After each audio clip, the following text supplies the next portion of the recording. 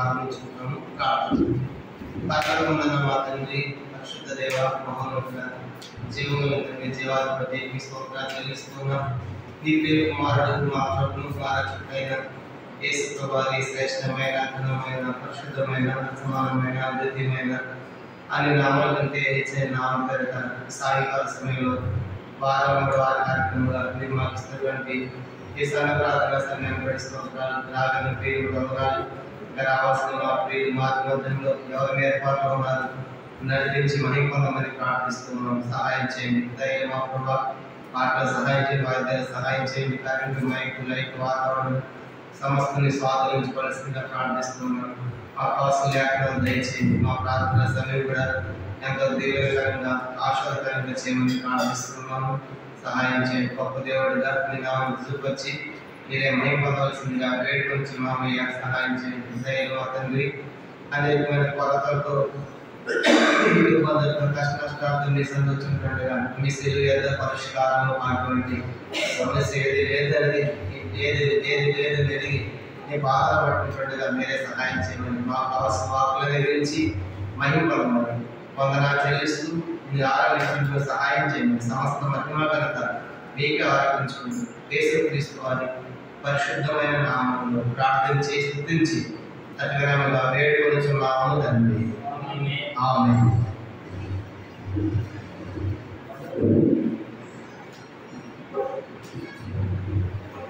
పాఠశాల 557 నీతి మందల ప్రార్థన దేవుడు ఆరాధించుకునే పాటలు ప్రారంభించుకుంటాము.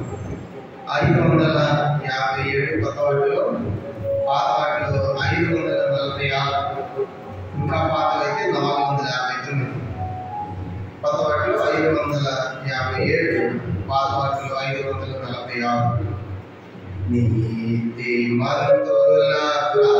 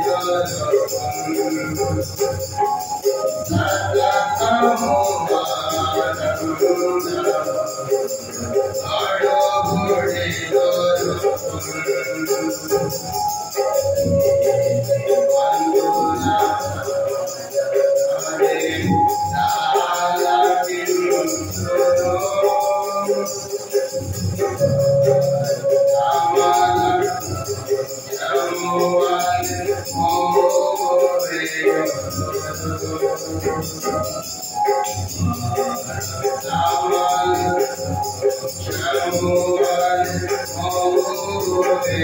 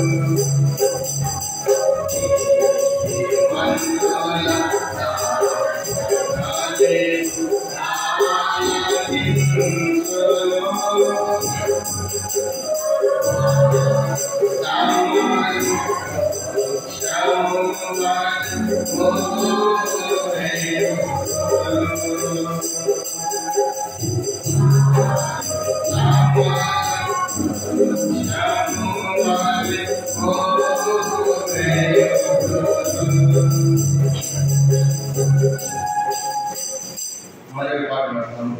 564 కొత్త వాటిలో 564, పాత వాటిలో 553. నీ ఆత్మ యుద్ధంలో జయమును అనే పాట 564 కొత్త వాటిలో, పాత వాటిలో 553. ఇంకా పాతవైతే 466. కొత్త వాటిలో 564, పాత వాటిలో 553. ఇంకా పాతవైతే 466. నీ ఆత్మ యుద్ధములో జయమును, నీ ఆత్మ యుద్ధములో జయమును. ఓ నా సోదర ఓ నా సోదరి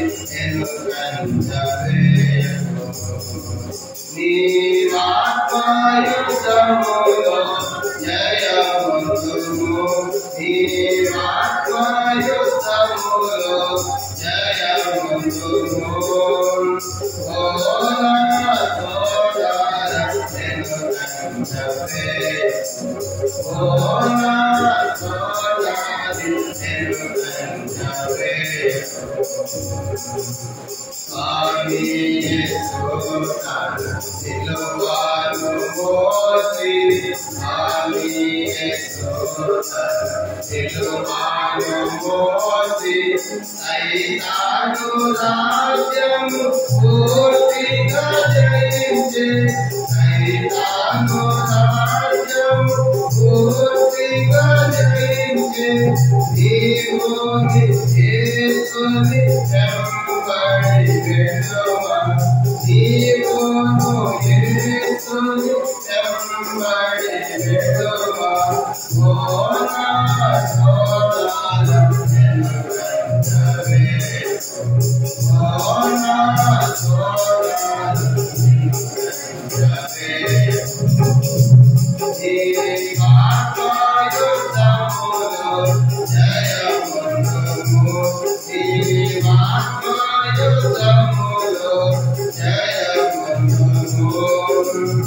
ఓ నా సోదర వెనుకంజవే, ఓ నా సోదరి వెనుకంజవే.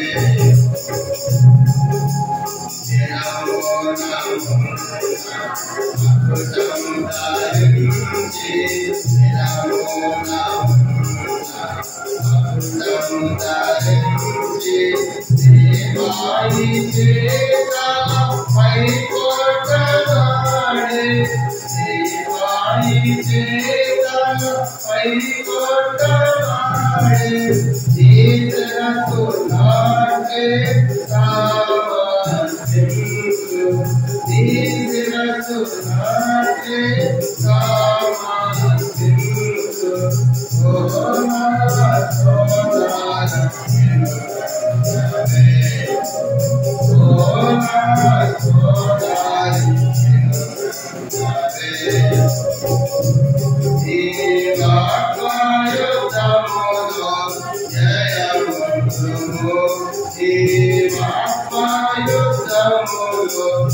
Yes,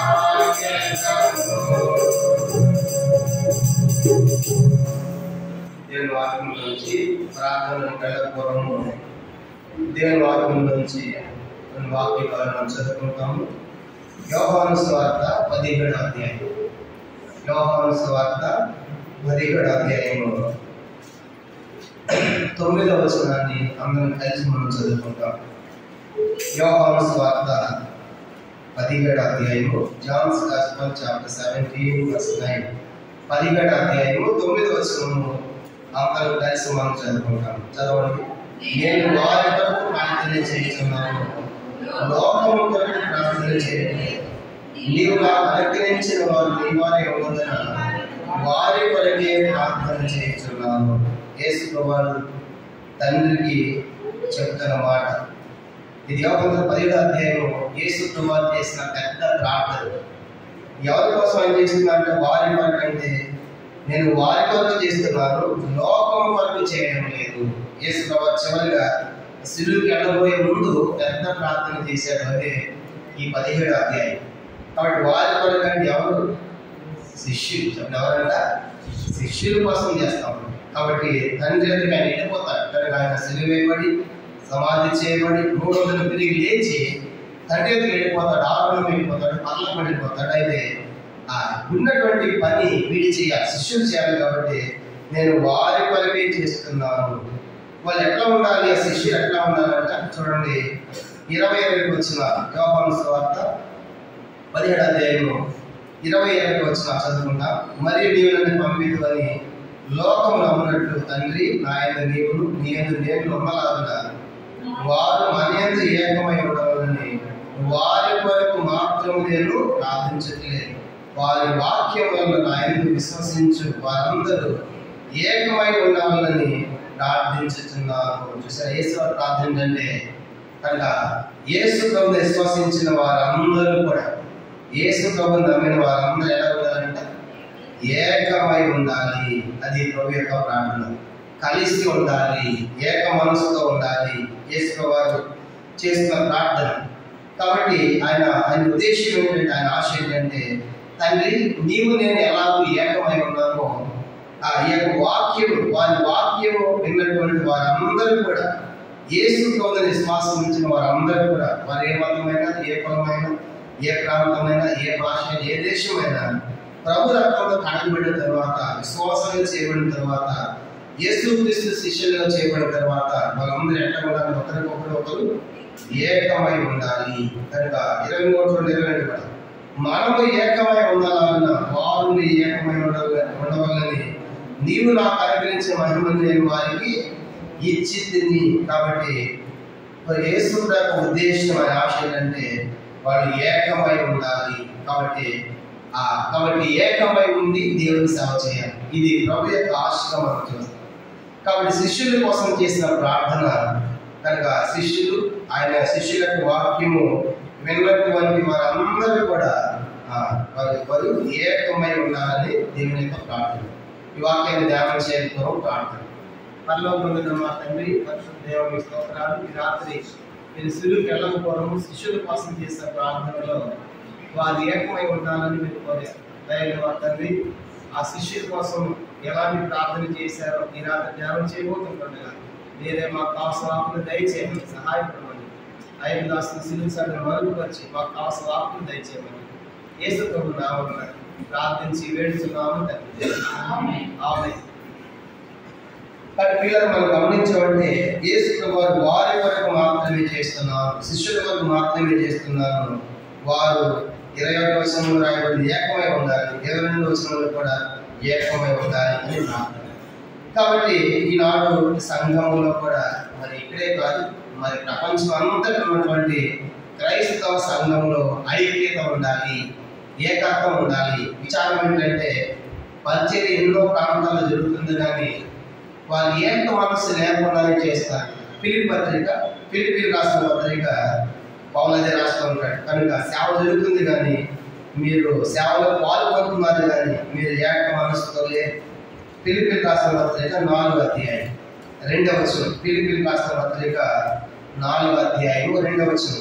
ప్రభువునందు ఏక మనస్సు గలవారి ఉండడని యువోదియను సుంతికేలో బతిమాలుకొనుచున్నాను.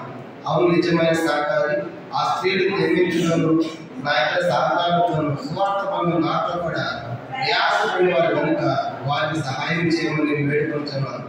ఆ సహకారం పేరు జీవ గ్రంథమందు రాయబడి ఉంటారు. కాబట్టి వీళ్ళు ప్రభు సువార్త పనులు పాల్పొందుతున్నారు, ప్రయాసపడుతున్నారు, కానీ వాళ్ళ మధ్య ఏం లేదంట, ఏక మనస్సు లేదు. చూసారా? కాబట్టి రాత్రి దాని వల్ల మనం ప్రార్థించాలి. దేవుని యొక్క సంఘము, దేవుని యొక్క ప్రజలు ఏక మనస్సుతో ఉండాలి, తనకి ఏకాత్మ కలిగి ఉండాలి. యేసు వారు ప్రార్థన చేసిన శిష్యులు యేసు వారు సమాధి చేయబడి తిరిగి లేచి 40 దినాల భూమి మీద ఉన్న తర్వాత ఆయన దారుణంగా వెళ్ళిపోయిన శిష్యులు ఎట్లా ఉన్నారు? అపోస్తల కార్యములు ప్రభు చేసిన ప్రార్థన తగినట్టుగా వాళ్ళు జీవించారు. వాళ్ళు ఏక మనసుతోనే జీవించారు. చూడండి, అపోస్తల కార్యములు 1వ అధ్యాయం 14వ వచనం.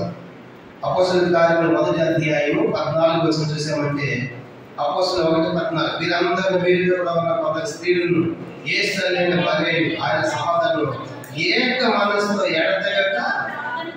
కాబట్టి యేసు వారు చేసిన ప్రార్థన శిష్యుల కోసం ఏక మనసు ఉండాలంటే ఆ యేసు వారు 6 సంవత్సరాలు వెళ్ళిపోయిన తర్వాత వాళ్ళు ఎట్లా ఉన్నారంటే ఏక మనసుతో ఉన్నారు. తర్వాత ఇది అపోస్తల కార్యములు మనం గమనించామంటే ఇదే అపోస్తల కార్యములు గమనించామంటే ప్రభు వారు చేసిన ప్రార్థన తగినట్లుగా వారు ఏకంగా ఉంటున్నారు. 2వ అధ్యాయం 44వ వచనం. అపోస్తల కార్యములు 2:44.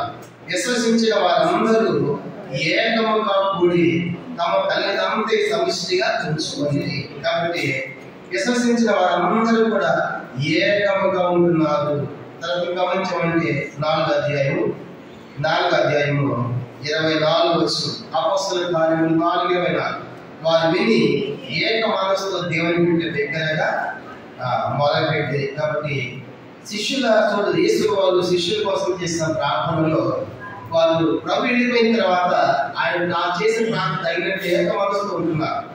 వాళ్ళే కాదు, సువార్త ప్రకటించిన తర్వాత వాళ్ళ వాక్య విలువగా ఎలా ఉన్నారంటే ఆ శిష్యులు వాక్యం చెప్పిన తర్వాత ఆ వాక్యం విన్న ప్రజలు ఎట్లా జీవిస్తున్నారు? 32వ వచనం 4:32. అపోస్తల 4:32. విశ్వసించిన వారందరూ ఏక హృదయమును ఏకాత్మయు గలవారై. చూసారు. కాబట్టి ఆ శిష్యులు ఏకంగా ఉండాలని ప్రభు ప్రార్థన చేస్తున్నారు. వాళ్ళు ఏక మనసుతో ప్రార్థన చేస్తున్నారు. ఆ శిష్యులపై సువార్త చెప్పిన తర్వాత విశ్వసించిన వాళ్ళు ఎట్లా ఉండాలంటే ఏకము. అది ప్రభు చేసిన ప్రార్థన. తండ్రి, నేను వాళ్ళ కోసం ప్రార్థన చేస్తే ఈ శిష్యులు ఏకంగా ఉండాలి, వీళ్ళు వాక్యం వినేవాళ్ళు కూడా ఎట్లా ఉండాలంట ఏకంగా ఉండాలి. 5వ అధ్యాయం అపోస్తల కార్యములు 5వ అధ్యాయం మనం గమనించమంటే మరి ఎట్లా ఉన్నారంటే చూడండి 12వ వచనం. అపోస్తల కార్యములు 5:12. ప్రజల మధ్య అనేకమైన సూచక్రియలు మహత్కార్యములు అపోస్తలులచే చేయబడుతున్నారు మరియు వారందరూ ఏక మనస్కులై. కాబట్టి యేసు ప్రభువారు శిష్యుల కోసం ఏ ప్రార్థన అయితే చేశాడో ఆ ప్రార్థన తగినట్లుగా వారు యేసు ప్రభువారు లేని కాలంలో కూడా ఏక మనసుతో శిష్యులు ఉన్నారు. అలాగే శిష్యుల యొక్క వాక్యం విశ్వసించిన వారు కూడా ఏక మనసులోకి వచ్చారు. కాబట్టి రాత్రి మన ప్రార్థన కూడా తన ప్రభు ఈ సంఘం అంతటిని కూడా ఏకత్వంలోనికి తీసుకురా, ఐక్యతలోనికి తీసుకురా, ఏక మనసు అందరూ కూడా దయచేయని మనం ప్రార్థన చేయాలి. ఎందుకంటే శిష్యుల కోసం యేసు ప్రభువు చేసిన 7 ప్రార్థనలు మనం చూస్తాము. ఆ యోహాను సువార్త 17వ అధ్యాయం తొందరగా చదువుకుని మనం ప్రార్థన పెడతాము. శిష్యుల కోసం ఎందుకు ఏక మనసుతో వాళ్ళు ఉండాలంటే 7 రకాల ప్రాముఖ్యమైన ప్రార్థన యేసు ప్రభువు శిష్యుల కోసం చేశారు. మొదటిది యోహాను సువార్త 17వ అధ్యాయము 2వ వచనం. యోహాను సువార్త 17:2. నీ కుమారుడు నేను మహిమపరచినట్లు నీ కుమారుని మహిమపరచును. నీవు నీ కుమారుని ఇచ్చిన వారికి అందరికీ ఆయన నిత్య జీవం అనుగ్రహించినట్లు సర్వశరీరం మీద ఆయనకు అధికారం ఇచ్చి కనుక నీవు నీ కుమారుని వారందరూ కూడా నిత్య జీవం అనుగ్రహించినట్లు. కాబట్టి మొదటి ప్రార్థన తండ్రి వీళ్ళు నిత్య జీవం పొందాలి, ఎటర్నల్ లైఫ్. కాబట్టి శిష్యులు కనుక నిత్య జీవంలో ప్రవేశించాలి. ఆయన వాక్యం ఉన్నటువంటి వారు కూడా నిత్య జీవంలోకి ప్రవేశించాలి. కాబట్టి అందుకే శిష్యులు కూడా ఆయా ప్రాంతానికి వెళ్ళి సువార్త ప్రకటించిన తర్వాత అన్నారు, మీరు సువార్త ఇవ్వకపోతే నమ్మకపోతే మిమ్మల్ని మీరే నిత్య జీవాన్ని పోగొట్టుకుంటున్నారు. అపోస్తల కార్యం 13వ అధ్యాయం. వాళ్ళు సువార్త ప్రకటించిన తర్వాత వాళ్ళు సువార్త నమ్మలేదు ఆ ప్రాంతం. అప్పుడు ఏమంటున్నారు చూడండి వాళ్ళు. అపోస్తల కార్యం 13వ అధ్యాయము 48వ వచనం. అపోస్తల కార్యములు 13:48. అన్ని జనులు ఆ మాటల్ని సంతోషించి దేవుని వాక్యం మహిమపరిచి మరి నిత్య జీవములకు నిర్ణయింపబడ్డ వాళ్ళందరూ విశ్వసించేది. కాబట్టి సువార్త ప్రకటించిన తర్వాత యేసు వారి యొక్క ఏర్పాట్లు నిర్ణయం ఎవరున్నారు వాళ్ళు విశ్వసిస్తున్నారు. విశ్వసించిన వారికి ఏముందంట నిత్య జీవం. కాబట్టి ఎటర్నల్ లైఫ్. కాబట్టి శిష్యుల కోసం అదే ప్రార్థన చేసి తండ్రి వీరు నిత్య జీవంలో ఉండాలి, శిష్యులు నిత్య జీవంలో ఉంటారు. మొదటి ప్రార్థన. రెండవది యోహాను సువార్త 17వ అధ్యాయం. చూడండి, యోహాను సువార్త 17వ అధ్యాయం 2వ వచనం. శిష్యుల కోసం చేసిన ప్రభువు చేసిన రెండవ ప్రార్థన 17:12. నేను వారి యొక్క ఉండగా నీవు నాకు అనుగ్రహించిన వారిని నీ నామమందు కాపాడి తిని నేను వారిని భద్రపరిచిన కనుక లేఖనం నెరవేరినట్టు నాశన పుత్రుడు తప్ప వారిలో మరి ఎవరు నశింపలేదు. ఎవరు నాశన పుత్రుడు? ఎవరు? ఇశ్రాయేలు యోధ. కాబట్టి ఆ 12 మంది కూడా నీ నామం నేను కాపాడి తిని. రెండవదిగా శిష్యులు కాపాడబడాలి. తండ్రి కనుక నువ్వు నాకు అనుగ్రహించినటువంటి వాళ్ళు నీవు నాకు అనుగ్రహించిన వారిని నీ నామందు నేను కాపాడింది. కాబట్టి శిష్యులు కాపాడబడాలి అనేది యేసు వారి ప్రార్థన. నాశన పుత్రుడు లేఖను చెప్పినట్లుగా ఒకడు అప్పగిస్తాడని ఇశ్రాయేలు యోధ గురించి అతడు తప్ప మరి ఎవరికి కూడా నశింపలేదు. అంటే రెండవది ప్రభువు చేసిన ప్రార్థన శిష్యులు లోకంలో కాపాడబడాలి అనేది. కనుక ఎందుకంటే వాళ్ళ ద్వారా ఎంతో స్వార్థ జరగాలి, ప్రపంచ దేశాలకు స్వార్థ వెళ్ళాలి. అందుకే వాళ్ళెంతో వాళ్ళ ఈ లోకంలో కాపాడబడాలి. అది ప్రభు చేసిన ప్రార్థన మనం చూస్తాం.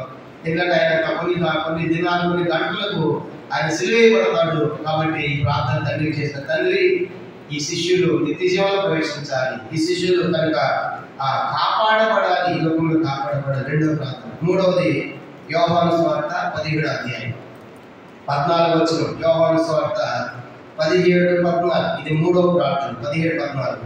వారికి నీ వాక్యం ఇచ్చి ఉన్నాను, నేను లోక సంబంధిని కానట్టు వారు లోక సంబంధులు కారు కనుక లోకం వారిని ద్వేషించు. మూడవదిగా వారు లోకము నుండి వేరైన వారు. శిష్యులు చెప్పిన వారు లోకము నుండి వేరే, వారు లోక సంబంధులు కాదు, లోకానుసారులు కాదు. అందుకే లోక సంబంధులు కాదు కాబట్టి లోకం వారు ఏం చేస్తుంది?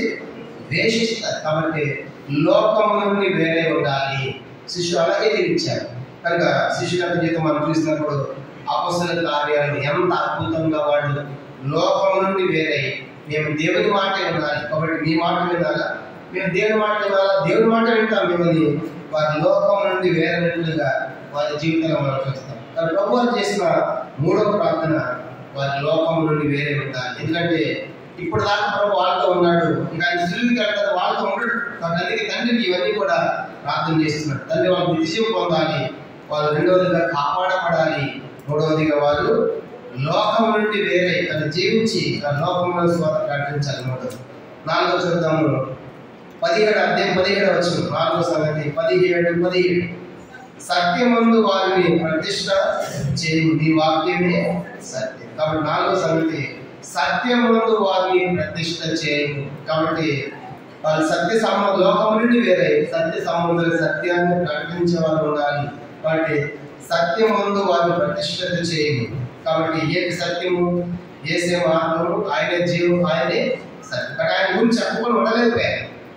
ఎన్ని బెదిరింపులు వచ్చినా, ఎన్ని అభ్యంతరాలు వచ్చినా, ఎన్ని ఆటంకాలు వచ్చినా వాళ్ళ శిష్యులు సత్యాన్ని ప్రకటించకుండా ఉండలేకపోయారు. కాబట్టి అందుకే మేము అపోస్తలుల కార్యం చూసినప్పుడు వాళ్ళు బెదిరించినప్పటికీ కూడా మేము దాన్ని ప్రకటించకుండా ఉండలేమన్నా. కారణం ఏంటంటే వాళ్ళు సత్యమందు ప్రతిష్ఠత చేయబడ్డారు. ప్రభావాల పాపసాలను ప్రార్థన చేశారు. సత్యమందు ప్రతిష్ఠత చేయబడినటువంటి వారు మన శిష్యులు కనబడతారు.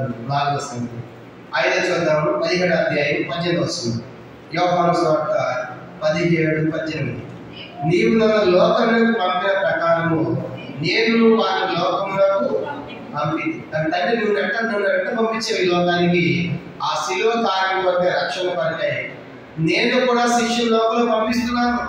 వీళ్ళు స్వార్థ ప్రకటించాలి, యావత్ ప్రపంచ దేశాలకు వెళ్ళాలి. కనుక ప్రతి ఖండానికి స్వార్థ సాగాలి. కాబట్టి తండ్రి పరలోకం నుండి యేసు ద్వారా భూలోకానికి ఎలా పంపించాడో శిష్యులను కూడా ప్రభు వారు ఏం చేశాడంట అలాగూ పంపిస్తున్నాడు. ఆయన లోకంలోకి పంపిస్తున్నాడు. 18వ వచనం. నీవు నన్ను లోకంలో పంపిన ప్రకారం నేను వారి లోకమునకు పంపింది. శిష్యులు లోకానికి ఏం చేయాలి? ప్రపంచం అంతటి కూడా స్వార్థ ప్రకటించాలి. అందుకే శిష్యులు ఆయా ప్రాంతానికి వెళ్ళి శిష్యుల ద్వారా విధి లేని పామరులైన సామాన్యులైన ప్రజలైనప్పటికీ కూడా వీళ్ళు అనేకమైన ఖండాలు దాటారు, అనేకమైన ప్రాంతాలకు వెళ్ళే శిష్యులు వెళ్ళి ఆ స్వార్థ ప్రకటించారు. ఆ శిష్యులు ఒక శిష్యుడే తోమా గారు కూడా మన ఆసియా ఖండం, మన భారతదేశం కనుక మన కేరళ రాష్ట్రానికి వచ్చి అక్కడి నుంచి ఆయన మద్రాసులో ప్రవేశించాడు. అక్కడ స్వార్థ ప్రకటించి ఆయన హతసాక్షిగా చేయబడ్డాడు. శిష్యులు ఇలాగ ప్రభువు చేసిన ప్రార్థన కంటే ఆయన ఎలాగో ఈ లోకంలో పనిచేశాడో అలాగూ వారు కూడా చేయాలి. యేసు ఎలాగో చేశాడో వాళ్ళు కూడా అలాగ చేయాలి. అందుకే మొదటి యోహాను పత్రిక 4వ అధ్యాయం 17వ వచనం. మొదటి యోహాను పత్రిక 4వ అధ్యాయము 17వ వచనం. ఆయన ఎట్టివాడో మనం కూడా అట్టివాడు ఉండాలి. మొదటి యోహాను పత్రిక 4:17. తీర్పు దినమందు మనకు ధైర్యం కలిగినట్లు దీనివల్ల ప్రేమ మనలో పరిపూర్ణం చేయబడింది. తర్వాత చదవండి. ఆయన ఎట్టివాడు ఉన్నాడో మనము కూడా ఈ లోకంలో అట్టివారం ఉన్నాం. యేసు ఎట్లా అట్లా ఉండాలి కాబట్టి ఆయన ఎట్టివాడు మనం అట్టివాడు ఉండాలి. అదే అంటున్నాడు, దాన్ని నువ్వు ఎంత పంపించావో నేను కూడా వారిని అలాగే లోకాన్ని పంపించాను. అంటే ఆయన ఎలాగో పని చేశాడో ప్రభు వీళ్ళు కూడా అలాగూ పని చేయాలి అనేది యేసు వారి యొక్క ప్రార్థన. కాబట్టి ఈ ప్రార్థన లోకం కొరకు కాదు చేసేదని. ఎవరి కొరకు?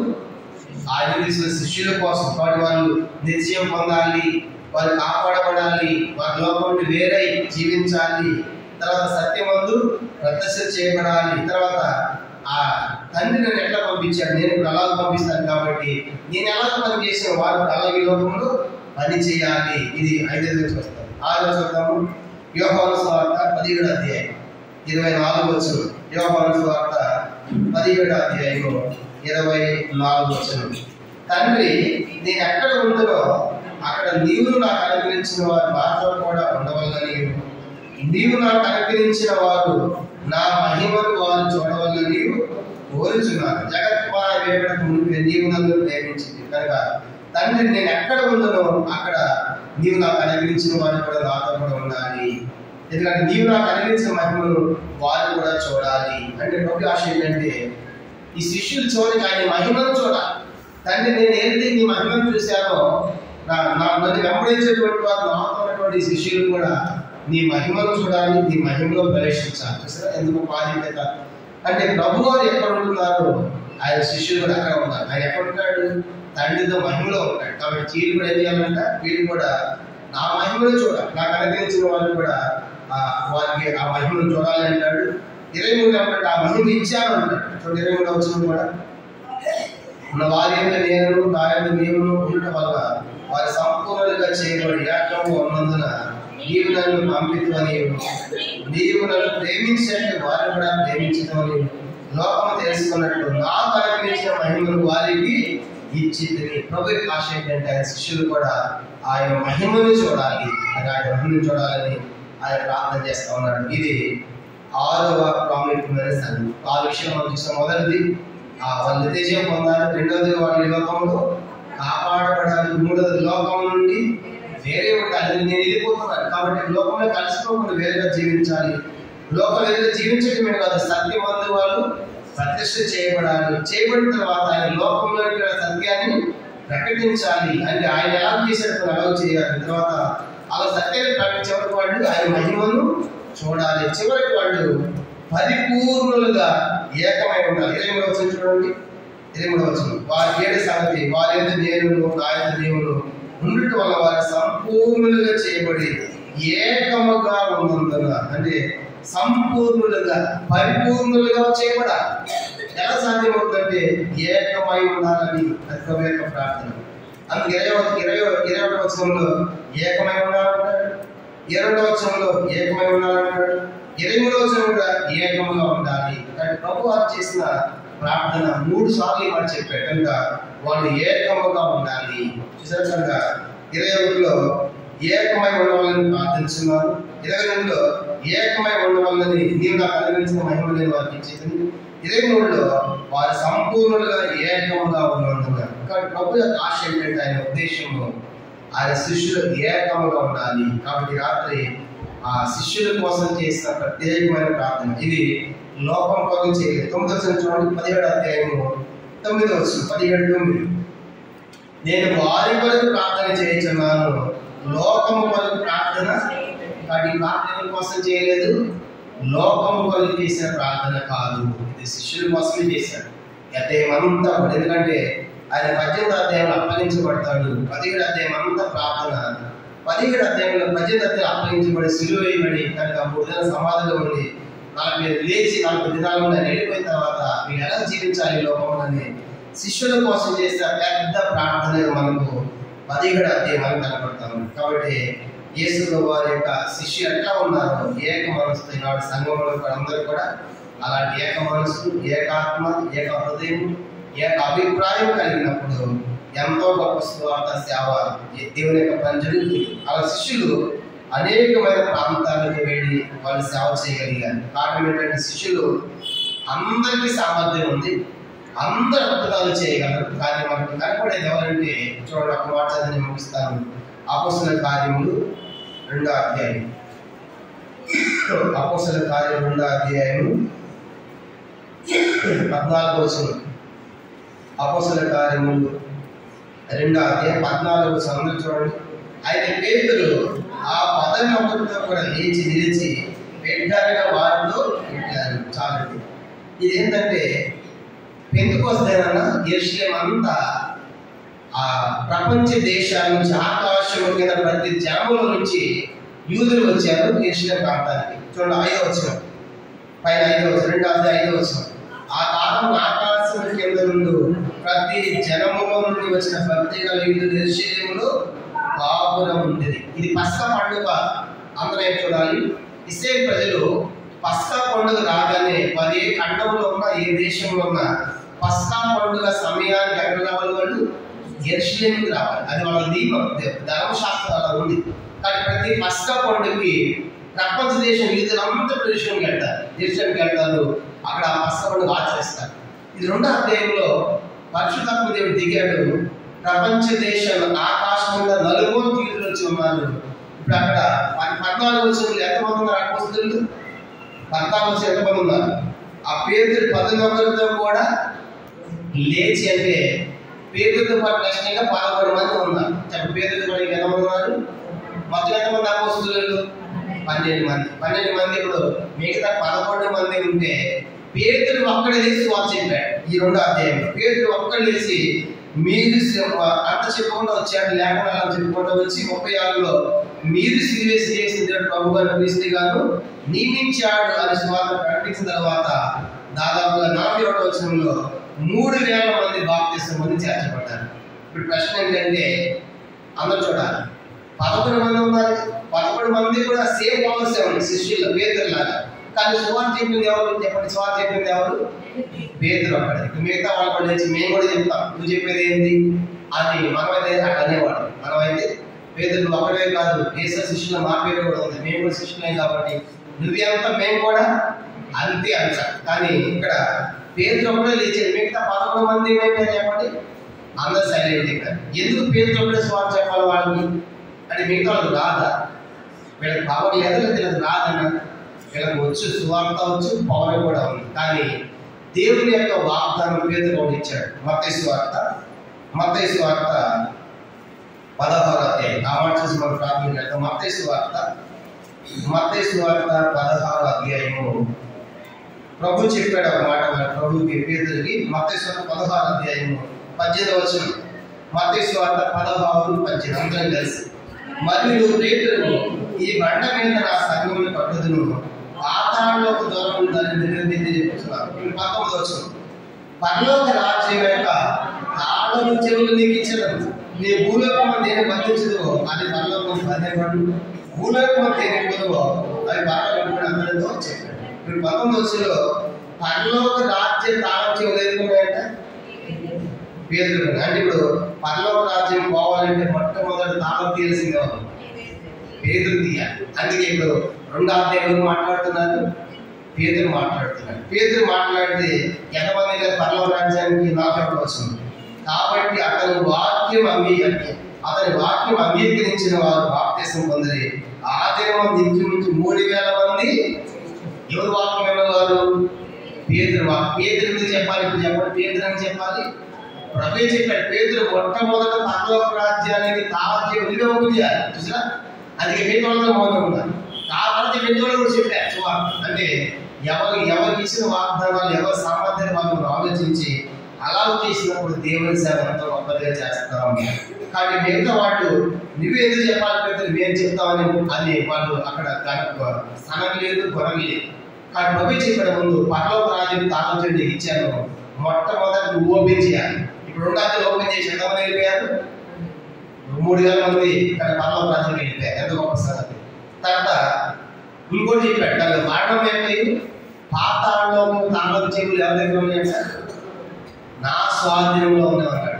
చెప్పండి, పర్లోకి వెళ్ళి తాళపు చెవి పేతురుకి ఇచ్చాడు. ఇంకోటి ఏమన్నాడు అక్కడ మత్తయి 16వ అధ్యాయంలో మరణం ఏంటి? చూడండి, వారమాటలు చదువుదాము. మరణం ఏంటి? పాతాళంలో తాళపు చెవులు నా స్వాధీనంలో ఉన్నవి. 18వ వచనం. పాతాళంలో మీరు గమనించమంటే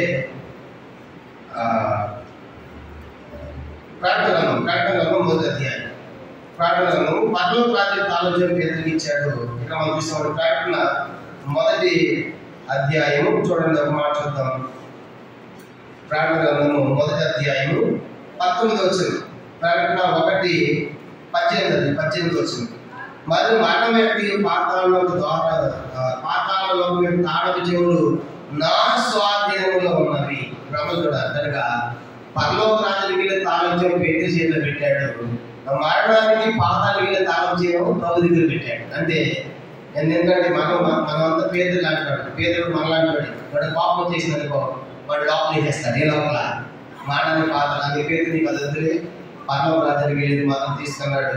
ఆ పేదలు కాదు, మొట్టమొదటి పరలోక రాజ్యానికి తాళం చెవి ఆయన ఓపెన్ చేయాలి కాబట్టి ఆయన ఓపెన్ చేశాడు. ఆయన ద్వారా 3,000 మంది వెళ్ళారు. ఆ తర్వాత శిష్యులు కూడా స్వార్థ ప్రకటించారు. అంటే నేను చెప్పే సంగతి ఏంటంటే వాళ్ళంతా చూసారా, కానీ ఏక మనసుతో 11 ఒక్కరు చెప్తా ఉంటే మీద 11 మంది మౌనంగా సైలెంట్ అయిపోయారు.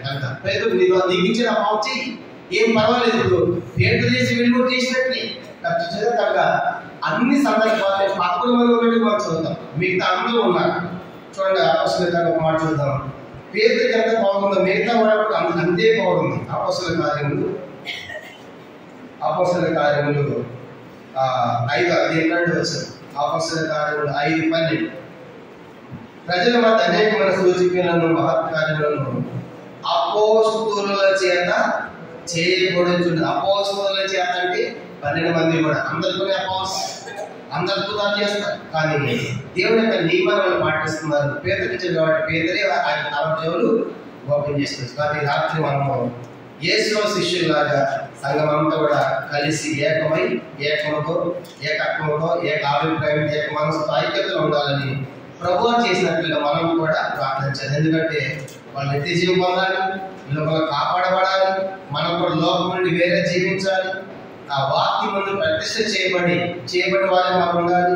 అంత మాత్రమే కదా, ఆ వాక్యం నింపుకున్న వారిని లోకంలోకి మనం కూడా ఆయన ఎట్లా పనిచేసి అలాగే స్వార్థ పని చేయాలి. తర్వాత ఆయన మహిమలో ఒక దినం మనం చూడబోతున్నాం. చివరికి పరిపూర్ణతలోకి మనం వస్తాము. ఎప్పుడంటే ఏకమై ఉన్నప్పుడు. అది ప్రభు చేసిన ప్రార్థన. అలాగే ఈ వాక్య వేళలో మనం ప్రార్థన చేయడానికి ప్రభు తన కృప మనకు దయచేయడం కాక ఆమేన్. మరి ప్రార్థన మనం ఉంటుంది, జ్ఞాపకం పెట్టుకునండి. మరి ప్రార్థనకు వెళ్ళకపోవడము మరి సంఘంలో అనారోగ్యమైనటువంటి బిడ్డల కొరకు ప్రత్యేకంగా ప్రార్థన చేయాలి.